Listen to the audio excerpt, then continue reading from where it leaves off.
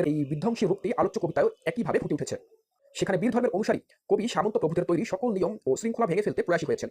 অর্থাৎ উদ্দীপক ও বিদ্রোহী কবিতা উভয় ক্ষেত্রেই বিদ্রোহী চেতনার বহিঃপ্রকাশ লক্ষ্য করা যায়। এটি উদ্দীপকের সঙ্গে আলোচ্য কবিতার সাদৃশ্যপূর্ণ দিক।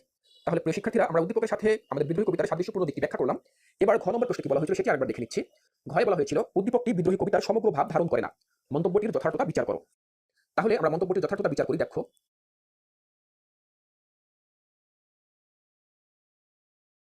ঘয়ের উত্তর হচ্ছে উদ্দীপকের কবিতাংশে কেবল বিদ্রোহী চেতনার দিকটি ফুটে ওঠায় তা বিদ্রোহী কবিতার সমগ্র ভাবকে ধারণ করতে পারেনি। আলোচ্য কবিতাটি কবির বিদ্রোহী চেতনার এক অনন্য প্রকাশ। বিদ্রোহের স্বরূপ উদ্ঘাটনে কবিতাটি অনন্য মাইলফলকও বটে। তবে এই কবিতায় শুধু দ্রোহ চেতনাই নয়, সেখানে বিদ্রোহী কবির আত্মপরিচয়, প্রেম ও দ্রোহের স্বরূপ সহ বিচিত্র বিষয় উপস্থাপিত হয়েছে। এছাড়াও কবিতাটিতে আর্তমানবতার মুক্তির লক্ষ্যে কবি প্রত্যয় ব্যক্ত করেছেন। উদ্দীপকের কবিতাংশে বিদ্রোহী চেতনার বহিঃপ্রকাশ ঘটেছে। অন্যায় ও অসাম্য ঘোচাতে যেখানে বিপ্লবী সত্তার পুনরুত্থানের প্রসঙ্গ উঠে এসেছে, এই বিদ্রোহী সভা অকুতভয়ে ও মানব কল্যাণে নিবেদিত। শত প্রতিবন্ধকতাও তার পথ রুদ্ধ করতে পারে না।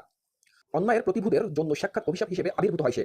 আলোচ্য বিদ্রোহী কবিতায়ও কবি তার বিদ্রোহী সত্তার এমন বৈশিষ্ট্যের কথাই তুলে ধরেছেন, যেখানে পরাধীন জন্মভূমিতে ঔপনিবেশিক শাসনের বিরুদ্ধে তীব্র প্রতিবাদ ধ্বনিত হয়েছে।